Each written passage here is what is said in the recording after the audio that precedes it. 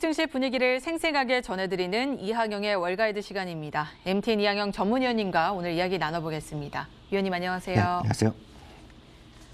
네, 간밤 미국 증시는 일제히 상승한 채 마감을 했습니다. 그 가운데서도 다우지수가 사상 최고치를 경신하면서 마감을 했는데 경기 민감주들의 반등이 다우지수의 상승을 돕지 않았나 하는 생각이 들거든요. 이제 경제 정상화 관련주가 꾸준히 좋은 흐름을 이어가고 있고 아무래도 이제 백신 보급이 활발하게 이루어지다 보니까 이런 흐름들은 더욱더 지속이 될 것으로 예측이 되고 있는데 위원님께서는 어떻게 보고 계실까요? 저는 기본적인 시각은 뭐 동일하다고 보셔야 되겠는데요. 2021년에 시대 정신에 대해서 요즘 자주 말씀드리고 있습니다. 물론 한쪽에서는 인플레이션에 대한 우려가 분명히 있죠. 시중 실제금리나 기준금리가 조금씩 올라가는 것은 어찌 보면 당연한 흐름이 되겠는데요. 그런 건 상관없이 결국 경제가 좋아질 것이라는 기대감이 되겠고요. 거기에는 우리나라와 달리 미국 워낙 많은 사람들이 확진자가 됐었고 아직 조사를 안 받은 사람, 검사를 안 받은 사람이 많기 때문에 발표되는 수치보다 많을 거다는 얘기를 하고 있지 않습니까? 거기다가 백신을 맞는 사람이 많이 늘어나고 있기 때문에 그것 때문에 상당히 생각보다 빨리 소위 집단 면역이 형성될 수 있다는 그런 기대감으로 소위 작년에 안 올라갔던 것들, 작년에 어려웠던 것들이 올라가는 아주 그런 큰 그림을 이해하시면 주식시장은 좀 외람되지만 새벽부터 어렵지 않다라고 다시 한번 확인드릴 수 있겠고요. 어찌됐건 오늘 시장만 정리 드리면 다우지수가요. 알게 모르게 사상 최고가로 오늘 끝났습니다. 네. 그게 핵심 키워드가 되겠고요. S&P 500도 다시 그렇게 멀지 않았고요. 나스닥은 약간 차이가 있죠. 나스닥은 지난주 2주 또 빠졌기 때문에 아직은 거리감이 있지만 중요한 건 다우지수가 사상 최고가를 기록했다는 거. 여기에 이제 큰 방점이 찍혀 있다라고 보셔야 되겠고요. 유가도 이제 지난주에 60달러 이하 잠깐 갔었지만 다시 63달러 수준까지 올라가 있고요. 금은 지금 1,800달러 언저리에서 거래되고 있습니다. 이렇게 경기 회복이 되면 어찌됐건 제일 먼저 같이 가는 소위 경기 민감주라는 것들이 있습니다. 이제 하도 말씀드려서 여러분들이 다들 그냥 자면서도 그냥 외우실 것 같아요. 네. 금융주, 산업재, 소재주, 에너지. 특히 이제 에너지랑 금융주가 이제 많은 분들이 선호도가 없는 것들인데 하여튼 그런 것들이 올해 들어서 특히 에너지 주식이 제일 많이 올랐고 오늘도 에너지 주식이 제일 많이 올랐다. 3.5%로 올랐다라는 거가 핵심이 되겠고요. 특히 오늘 이제 산업지의 대표 주자죠. 보잉이 오늘 또 7%나 오늘 주가가 급등하는 기염을 토했습니다. 메이저면 오일 메이저면 엑소모빌과 쉐브론인데요. 저희는 이제 쉐브론을 저희가 이제 10개 종목 중에 하나를 저희가 이제 구성해서 설명드렸던 기억이 있는데요. 네. 여하튼 쉐브론이 오늘 거의 4% 가까이 급등하면서요. 작년 중반 3월 이후에 또 최고가를 기록하는 모습을 기록했습니다. 지금 이달 들어서 쉐브론의 흐름이 좋더라고요. 아무래도 유가가 반등에 나서주면서 네네. 같이 가고 있기 때문에 거기다 또 이제 그런 상승 탄력을 더 받는 거겠죠. 거기다가 또 전 세계에서 가장 존경받는 부자 어르신인 또 워런 버핏께서 사주셨기 때문에 그에 따른 그렇죠. 뉴스도 분명히 후재로 작용했다라고 이해를 하고 있고요. 은행 업종의 블루칩은 누가 아무래도 JP모건 체이스거든요. 오늘도 1.7% 올라가면서 사상 최고가를 기록했고요. 유나이티드 렌털스는 저희 방송에서 12월부터 자주 말씀드린 거죠. 이게 이 브랜드를 잘 못 보셨고 저도 이제 본 적은 없어요. 중장비 대여. 예, 저도 봤지만 중장비 대여란 말은 이제 제가 약간 꽂혀갖고 네. 이거다 하면서 계속 말씀드렸는데요. 이건 진짜 거의 불법 수준으로 올라가고 있거든요. 이렇게 올라가면 안 되는 건데 사실 주식이라는 게. 이거 3% 오늘 뭐 하루에 3~4% 계속 올라가고 있습니다. 이게 얼마나 올라갈지 아무도 모르지만 이런 것들이 지금 하나의 추세다라고 보셔야 되겠고요. 네. 오늘 아침 못 타고 오셨어요? 오늘 아침에요. 네. 택시를 이용했습니다. 택시 타고 올 때 뭐 현금 내지는 않으셨을 거 아니에요? 그렇죠. 카드를 내죠. 카드는 둘 중에 하나 아닙니까 지금요? 비자나 아니면 마스터카드를 다 쓰는데요. 오늘 비자가 또 지금 사상 최고가로 오늘 끝났습니다. 그러니까 이런 것들이 올라가는 것이 진짜 편안한 주식들이 올라가는. 근데 공통적으로 이런 주식들이 다 재미없었던 거거든요, 작년에요. 그러니까 이런 것들이 지금 올라가는 거라고 보셔야 되겠고요. 오늘 이제 모처럼 또 테슬라가 좀 올라가는 모습입니다. 테슬라가 그동안 많이 빠져갖고 연초 대비 마이너스까지 올라가고 어떻게 친구분들 이제 속상하다는 얘기 했는데. 그렇죠. 늘 말씀드리지만 기다리면 된다고 말씀드렸잖아요. 오늘 또 5% 오늘 급반등한 모습이 되었고요. 아직 수치는 제가 다 확인 못했는데 오늘 엔비디아가 오늘 매출만 제가 확인했는데 매출이 오늘 지금 그 50억 달러가 사상 처음으로 오늘 찍었습니다. 그러면서 지금 시간에서 한 2% 정도 지금 오늘 올라가는 모습으로 지금 보이고 있네요. 네. 자, 오늘 주목할 만한 그 기업들을 전반적으로 살펴보니까 역시나 경기 민감주들이 주도해가는 흐름들이 나타났습니다. 자, 월가의 전문가들은 어떻게 시장을 바라보고 있는지 또 한번 체크를 해봐야 될 것 같은데요.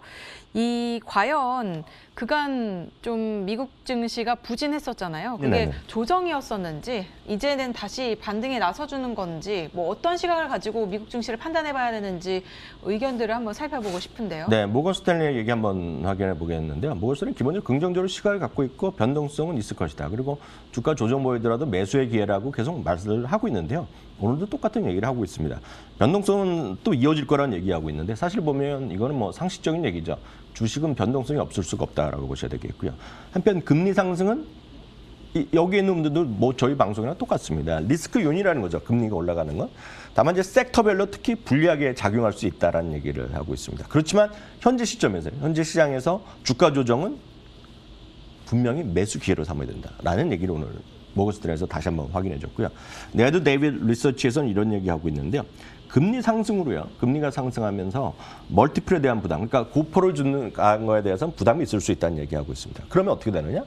또 교과서적으로 나오는 거죠. 성장주 대비 가치주에 대한 리더십이 회복될 수 있다라는 얘기하는데 어제도 말씀드렸다시피 그러면 이런 가치주가 영원히 리더십을 갖고 가겠느냐? 그건 또 아니라는 그건 거죠? 절대 네. 아니라는 거죠. 그래서 이게 마디마디 한쪽이 올라가면 쉬고 올라가고 쉬고 이런 쪽의 가치 그림이기 때문에 본인이 지금 만약 성장지에 올인하셔갖고 만약 속상하시면 테슬라 한 종목 갖고 계시면 마찬가지. 그냥 기다리시면 되겠다. 지금 팔고 또 딴 거 살 때가 아니다.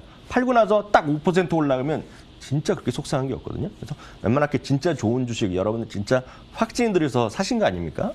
그렇다면 그냥 갖고 가시는 게 정답이다. 이렇게 말씀드립니다. 네. 한마디로 시장은 꾸준히 한 분야에서만 좋은 흐름을 나타내는 게 아니라 이쪽도 좋았다가 다 반면에 또 반대쪽이 좋았다가 이런 흐름들이 왔다 갔다 나타나고 있기 때문에 현재는 성장주보다는 가치주에 조금 더 주목하는 것이 좋을 것다라는 월가 의견들 전해지고 있습니다.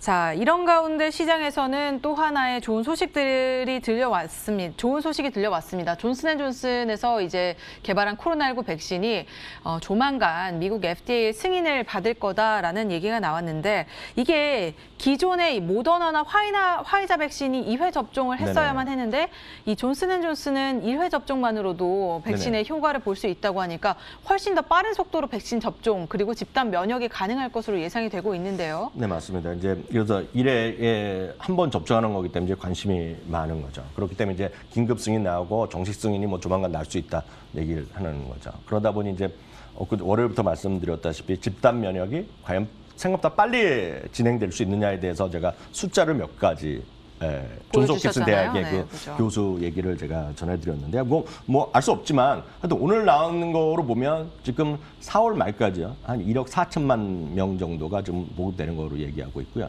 6월 말에요. 6월 말까지 보면 지금 4억 명 정도까지 확보할 수 있다는 거니까 모두 맞출 수 있다는 얘기를 지금 쉽먼트에 대한 전망 기준을 보면 출하 기준을 보면 지금 나오고 있습니다. 그럼 도대체 이런 질문을 제가 드리고 싶은 거죠. 그럼 존슨앤존슨이 오늘 좀 올랐는데 이게 정말 백신 때문에 올랐을까? 네. 라는 질문을 드리고 싶은 거예요. 그럼 대부분이 맞다 이거 뉴스가 있으니까 올라갔다라고 생각하실 텐데요.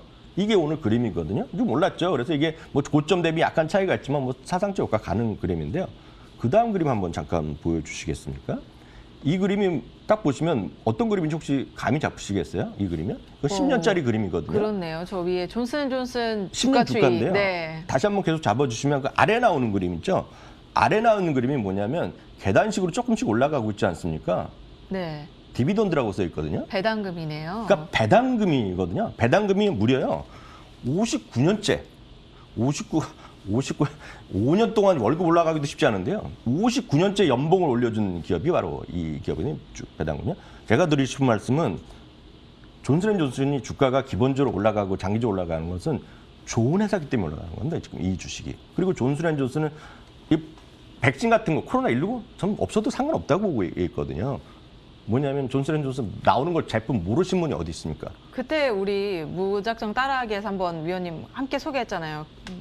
뉴트리지나 딥클린 하면서 막 뉴트리지나도 있었죠. 여러 가지 그 브랜드들이 있었잖아요. 타이레놀 하면 다 게임 끝나잖아요. 타이레놀도 네. 존슨앤존슨이에요. 그냥 거기서 다 하는 거죠. 그러니까 그 안에 이제 반개 해 사는 건데 근데 딱 모를 수가 없는 거거든요. 딱 바로 이런 느낌이라 보셔야 되겠는데 제가 갑자기 왜 생각나서 말씀드리면 오늘 따로 소개 안 하지만 그 짐 크레이머 있지 않습니까? 네. 짐 크레이머가 엊그저께 소위 백투 노멀 관련한 주식을 10개를 공개를 했습니다. 이거 포트폴리오 10개를 공개했는데요.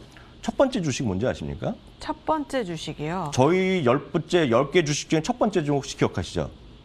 첫 번째 사실 기억이 잘 나진 않습니다만 디즈니죠, 뭐. 1번으로 예, 첫 번째 주식이 1번이었잖아요. 그렇죠. 근데 이분도 딱 디즈니를 했는데요. 방송하는 분 혹시 짐 크레이머 보신 분 아시겠지만 상당히 격정적으로 말하지 않습니까? 막 소리 지르고 막 이러는데 짐 크레이머가 항상 디즈니 얘기 많이 하는데 이런 얘기를 방송에서 직접 했습니다. 지금 이렇게 사면 너무 늦지 않았냐. 그리고 시청자들 중에 항의하는 사람이 있을 거란 얘기죠. 이렇게 올라간 주식 사면 어떡하냐고. 자기가 뭐라고 대답하는지 아십니까? Because Disney is so good. 딱 그죠? 굿이란 말은 엄청 큰 목소리로 하는 겁니다. 뭔 소리냐면 좋은 주식이기 때문에 산다는 얘기죠. 가격이랑 상관없이. 그러니까 그런 느낌으로 미국 주식이건 한국 주식이건 좀 좋은 주식을 갖고 가시는 좀 습관을 가르치시면 좋을 것 같습니다. 네. 존슨앤존슨이 59년간 배당금을 꾸준히 올려온 기업이다라는 점은 한번 주목을 해볼 만한 것 같습니다. 자, 기타 특징주로도 한번 살펴볼 텐데 오늘 스퀘어가 비트코인에 투자를 확대한다라는 의견이 들려왔어요. 비트코인 최근에 급등했다가 조금은 쉬어가는 그런 흐름이 나타나고 있는데 투자를 확대했다는 얘기는 그만큼 비트코인에 대한 확신이 있기 때문인 거겠죠? 맞습니다. 그럼에도 불구하고 이제 변동성이 커질 수 있다는 얘기 때문에 이제 주가가 최근 들어서 이제 좀 떨어졌거든요. 비트코인 올라갈 때 같이 올라갔다가 떨어질 때 같이 떨어졌는데 오늘도 물론 떨어졌는데요.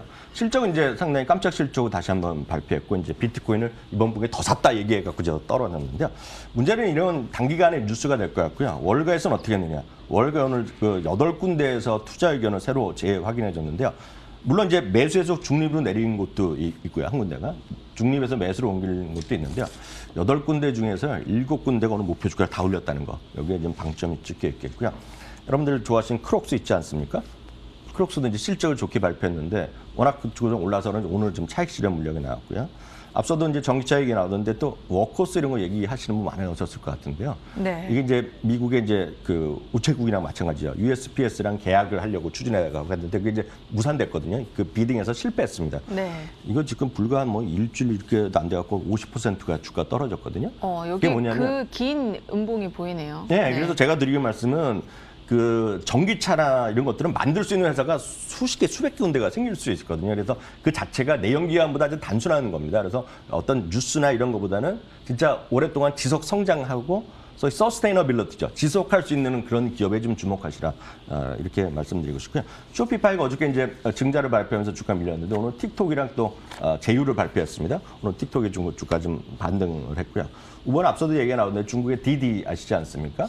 그러니까 동남아에는 그랩이라는 게 있고요. 중국에 디디가 있는데요. 디디가 이제 유럽까지 간다고 하니까 이거 유럽에서 경제하는 거 아니냐. 그러면서는 우버가 떨어졌지만 상대적으로 또 리프트는 엄청 잘 나가고 있다는 것도 참고하시면 좋겠습니다. 네, 여러 가지 특징주들까지 살펴봤습니다. 자, 최근 들어서 우리가 얘기를 안 할 수가 없는 게 이제 금리 상승인데요. 오늘도 사실 국채금리는 1.4% 넘는 그 모습을 보이다가 뭐 막판에는 조금 다시 내려오긴 했지만요. 그런 금리 상승의 흐름을 이어갔습니다. 이에 따른 인플레이션 우려가 굉장히 큰데 금리가 올라가는 것이 이제 인플레이션이 뒤따르다 보니까 주가는 오히려 좋지 않을 수 있다라는 얘기들이 들려오기 때문에 우리가 걱정을 하고 있는 거거든요. 네네.